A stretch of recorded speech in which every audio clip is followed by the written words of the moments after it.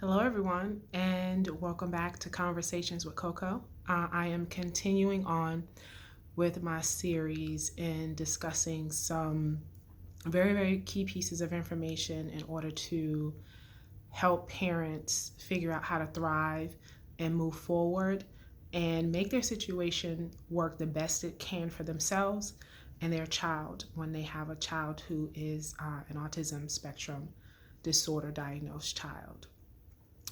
This time, I'm going to start with us as parents before I actually start with the child. So many times, when we talk about our children that have these diagnoses, everything focuses on the child, the child, the child. And it absolutely is important for us to focus on the child. But in order for the child to get what he or she needs, then you as a parent have to give yourself what you need first. Which is something we tend not to do. So I'm gonna talk on this video about self-care and putting yourself first and some things that I've learned and some things that I've done. Again, all of it through trial and error. Nothing is perfect. And even if somebody had the right guidebook, I promise you there would be things that would not necessarily fit your scenario because every individual and every child and every household circumstance is different and unique. So let me just jump right into it. So the first thing I want to say regarding that is while I'm talking to all parents, I realize that probably most of the people who are listening and watching this video are probably going to be mothers. So if I make reference to moms more often than not, then please don't think I'm forgetting the dads out here because you dads are important too. And anybody who follows me on any of my other social media platforms, then you know that that's not me. I'm not against men. I'm not one for man bashing. In fact, don't come to me with that because we're holistic over here. Okay, so as Tammy Romaine would say, let's get into it. All right. So the first self-care item is this.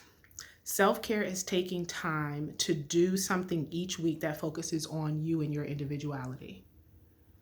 So oftentimes as parents, again, we get lost in our children, whether we have children that have different abilities or not. We tend to lose ourselves because we focus on and put them first. You need to do something each week, and it doesn't have to be some big grand thing that you do for yourself. It just needs to be something that fosters you and your personal identity, what makes you happy, what keeps you whole, what shows you as an individual to yourself and to other people. What is that thing for you? All right. So for me, for example, I love to get pedicures, right? So that may not be a weekly thing for myself, but that may be one of the things that's on the list. That is an item that focuses on me individual because when I wear my shoes as a woman, I like my feet to look really nice, right? So I'm saying if that's your thing, if you're a woman, do that. If you're a man or a dad, again, not going to leave men out. Maybe what you want to do is maybe you want to go and you want to play basketball with the fellas because you love to play basketball. That's who you are. That's something you did in your childhood or in high school, or you played on a team or you played for college, whatever it is, you love basketball. And that's a source of relief for you. And it says something that reinforces your identity outside of your child. Do that.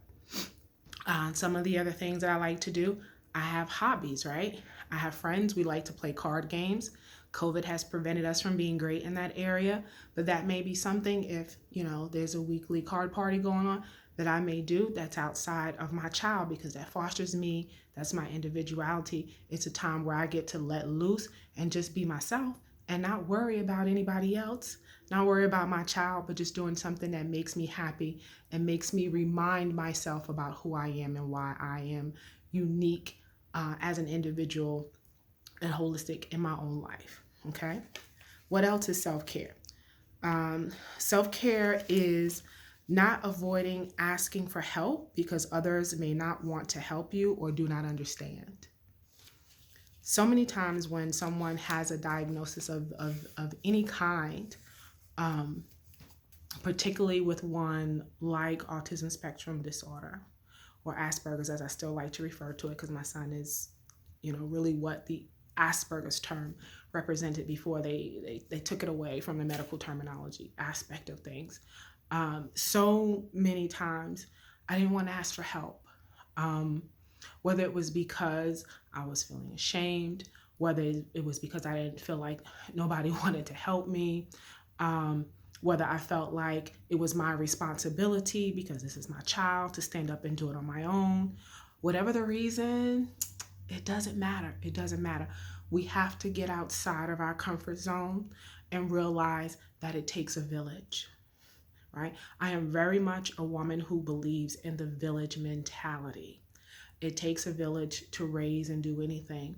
So many times society has and continues to foster this notion with us through social media that, you know, we need to be strong, we need to be independent, we don't need to ask for help, we don't need to do this. Oh, this is your kid, stand up and, you know, you take care of it. And then we get in that attitude, in that space, either because of nature or because of nurture through social media. We tend not to ask for help and we take all of these things on our own. Does that mean everybody is always going to be there and available to help us when we need it? No. But it's better to get help sometimes than to get help no time. So we've got to get out of our own way in this way. And I will tell you, it's still something that I struggle with from time to time. And again, for me, you know, I am a tree with a lot of roots in that area. It's a challenge for me to ask for help with anything, not just with my son, not just when I need help with him, not just when I need, in particular, a man's opinion and perspective, but just in general. And it's taken me a long time to come out of that and also to find the right people that I trust to be able to support me in whatever I need in the moment, to be able to be my best self, to be able to give my son what he needs. For you to be able to give your son or your daughter what he or she needs in that moment to support you to continue to move forward in a way that, again, helps you feel like you're being the best parent you can be and you're giving the best thing that you can give, even if that means asking the child's other parent, if it's not a two-parent household, asking that other parent for something that you need, no matter whatever it is, and giving them the opportunity. Whether they take it or not is irrelevant. You've asked. You've asked the other parent. You've asked your friends and loved ones. Sometimes we really do need to ask people in our own households too, if we're not the only adult in our household, because again, the ultimate goal is to support the child to be their best self. But they can't be their best selves if you don't reach out and ask for help for additional resources outside of yourself to get some additional help or perspective. Okay? So what else is self-care, right? Self-care, and this is important, self-care is not ruminating on the why your child has ASD and if it's your fault. I'm going to sit that there a minute and let that sink in.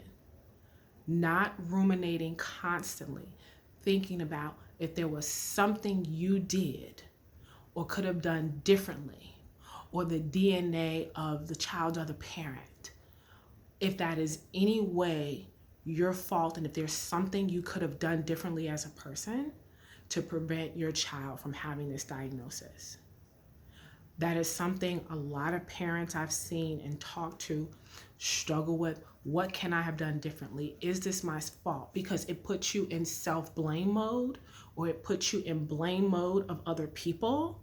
And that is not productive to yourself and what you need to do. And going back to the first thing that I mentioned, allowing you to be in a place where you're whole as an individual and you think about things that holistically make you a good person and who you are and the good things you're trying to foster within yourself. Constantly trying to go over your mind again and again and again and again why your child has this diagnosis and how things could have been differently doesn't help you first, and it doesn't help your child. It doesn't put you in the best mental health place that you could be in to give your child what he or she needs, because that is going to change as they naturally grow and change themselves. So throw this whole idea out the window about worrying about why the child has this diagnosis and what you could have done differently. Instead, focus on, this is the diagnosis here. How can I help them move forward in spite of what the diagnosis is? because that again is best for you, keep you in a good mental and emotional place, and it's also best for you to be able to give your best to your child when you're focused. When your focus, is your child, is him or her. Okay. The final thing that I want to mention, excuse me, regarding this self-care today and ASD and being the best parent that you can be is this.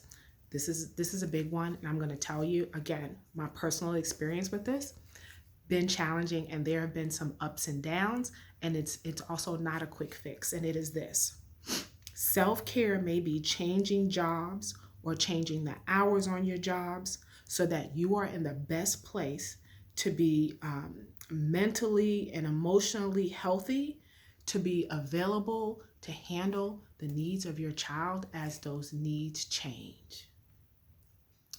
These jobs, especially nowadays, will have you all the way stressed out. When you're stressed, you take on that energy, it affects your body, it affects your health physically, it affects your attitude. So if you've had a crazy day at work, you come home, you pick up your child, or your child is home waiting for you, whatever the situation is, and that energy you can bring right home and put it on your child and not even realize it or not even intend to. You know, I had a thing that I used to do when I was working a really, really stressful job because my focus was providing, because I'm a divorced mom.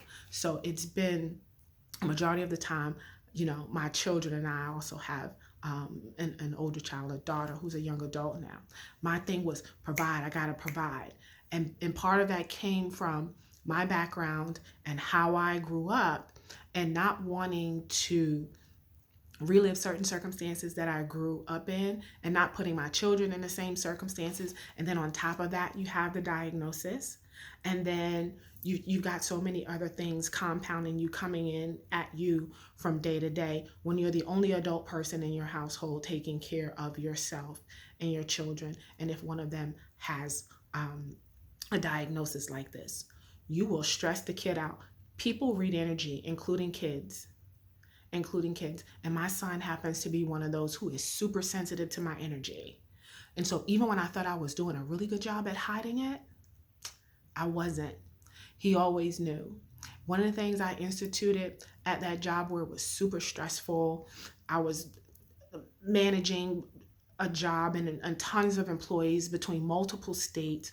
So I was going and always trying to figure out how I could find help for them and somebody to watch them if I had to go and stay overnight and all kinds of things. Huge sorts of anxiety and stress, even though it was helping me, you know, manage the bills in the household. I had very little free time, very little focus time, very little self-care time, which means that I was not giving the best, not just to my son who needed me, but to my daughter either. And I got to a point where I said, I have to get out of that.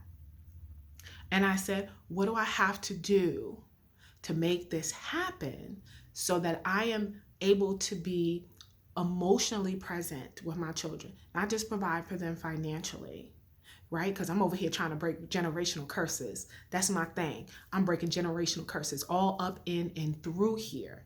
And it starts with me, even if it's not done in the best way that I envision it being, I'm still breaking generational curses. And that job was the one thing I had to change. So in the last 4 years, I've gone through several job changes in order to get to a place where I am the most emotionally available while still being able to provide for my son's needs emotionally and handle things that come up so that I can be present in his school and active with his school and his work and his teachers and not feel stressed out and pressed about it. It's still a balance. I still don't always get it right. But every year I see where I'm making more and more progress. And the biggest way that I see that has been working, although it has been super hard to do and find, is the relationship between my son and I has gotten stronger. It has grown. He has opened up a lot more to me, even though I've always encouraged my children to be open. He's opened up so much more, and our relationship is so much better. And he tells me that, and he expressed that in very specific ways because of how I'm now able to show up with him that I wasn't able to show up with him before. So it takes a lot of hard work. It can be done, Um, I'm still in the process of trying to gather some more specific tools and resources. I hope you all have found this video extremely helpful. I'm looking forward to any feedback, comments that you can give below this video. And as everybody else who has a YouTube page says, please subscribe, please like, please share this video, because we all know someone who's dealing with it, or someone who knows someone, right? We all heard of the term 6 degrees of separation. We all know somebody who knows somebody who's dealing with this. And if this can help someone, then that's why I'm here, to share my story, share my journey. And I hope that you all continue to rock with your girl. And until the next installment in this series, if you listen to the last video that I posted, if you haven't listened to it, please go back and listen to it, because again, it's a series to help get us on the right road. But this first one was starting with self-care, so that you can figure out how to be the best you, the happiest you, so that that translates to other areas in your life, particularly with your ASD child. So until next time, again, I appreciate you guys rocking with your girl. Click like, click share, comment below this video, and then just be on the lookout for more to come. I appreciate you guys. Peace.